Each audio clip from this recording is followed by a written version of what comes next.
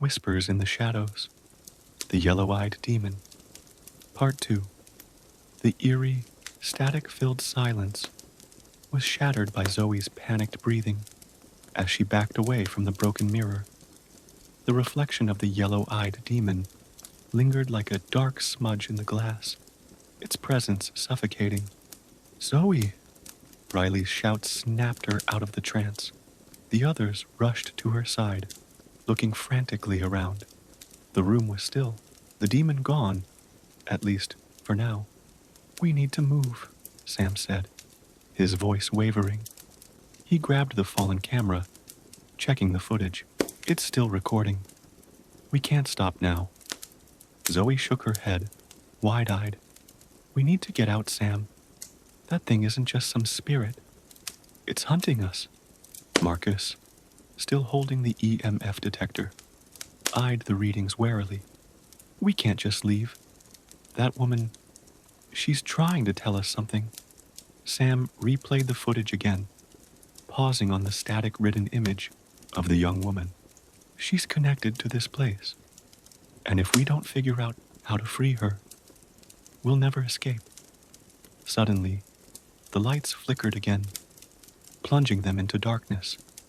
In the oppressive quiet, the faint sound of weeping echoed down the hall. It wasn't the sinister growl of the demon this time. This was something sadder, more tragic. "Do you hear that?" Marcus whispered. "It's her." Without waiting for the others, Sam bolted toward the sound. His instincts took over, leading him down a narrow hallway lined with crumbling doors. The weeping grew louder, more distinct. "Sam, wait!" Zoe shouted, chasing after him. They reached a door at the end of the hall, barely hanging on its hinges. Sam slowly pushed it open, revealing a small, decrepit room. In the center stood an old iron bed, rusted and broken. On it lay the faint silhouette of a young woman, her body curled in on itself, weeping softly. The group froze in the doorway, unsure of what to do next. Zoe stepped forward, her voice trembling. "Are you her?" The woman lifted her head, revealing her pale, tear-streaked face. Her eyes were hollow, full of despair. "He won't let me go," she whispered, her voice barely audible. "Who?" Sam asked, stepping closer. "The demon," she said, her voice breaking. "He feeds on pain, on fear. I tried to stop him, but now I'm trapped here, like the others." "Others?" Marcus echoed, scanning the room nervously. As if on cue, shadowy figures began to appear around the room, their forms barely visible in the dim light. They were the lost souls of the asylum, their tortured whispers filling the space. "We have to help her," Riley said, looking desperately at the group. "If we don't..." The door slammed shut behind them with a deafening bang, the sound reverberating through the room. The temperature dropped instantly, and that familiar, gut-wrenching growl echoed from the shadows. "He's here," the woman gasped, her eyes widening in terror. Without warning, the yellow-eyed demon emerged from the darkness, its grotesque face twisted in fury. It lunged at the group, its claws outstretched. Sam dove to the side, narrowly avoiding its grasp, while Marcus tried to fend it off with the EMF detector. Though it was a useless effort. "We have to destroy it," Zoe shouted, her voice barely audible over the cacophony of ghostly wails. She frantically looked around the room, her eyes landing on the old records they had found earlier. There's something in those records, something about how the asylum was shut down.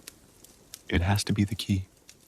With the demon distracted, Zoe grabbed the files and began flipping through them. Her hands shook as she read aloud. The patients were tortured, experimented on. That's why the demon is here. The doctor running the asylum summoned it to control the patients' souls.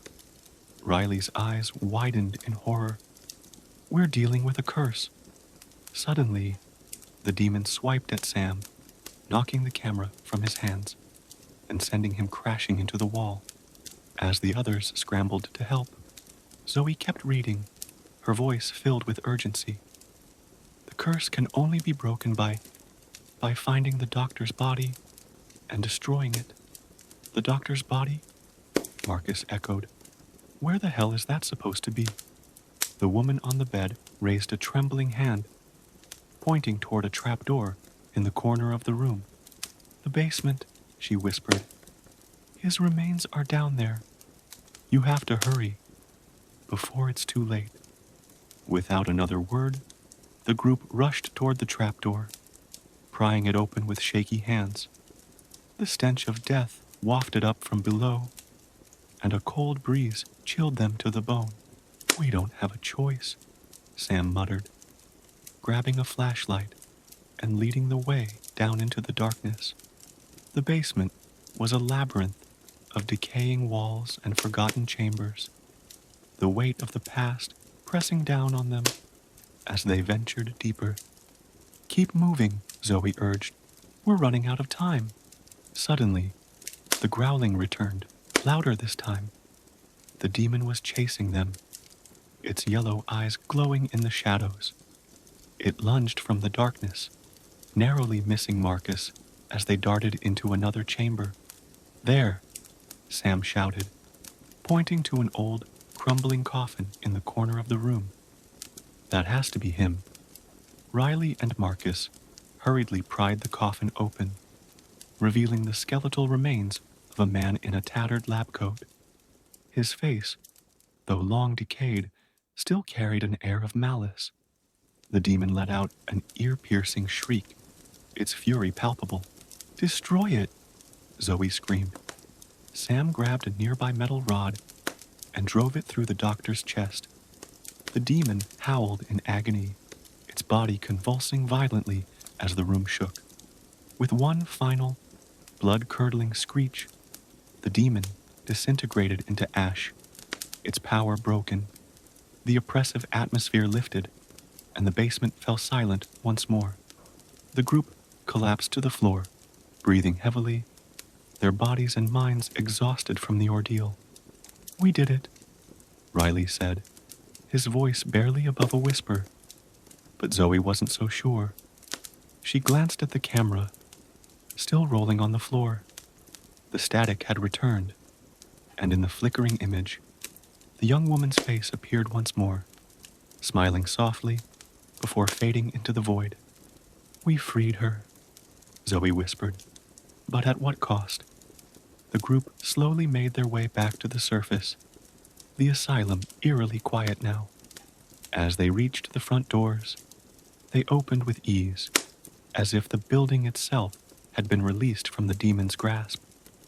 But as they stepped outside, the faintest whisper echoed through the halls behind them, a reminder that some things, some evils, never truly die.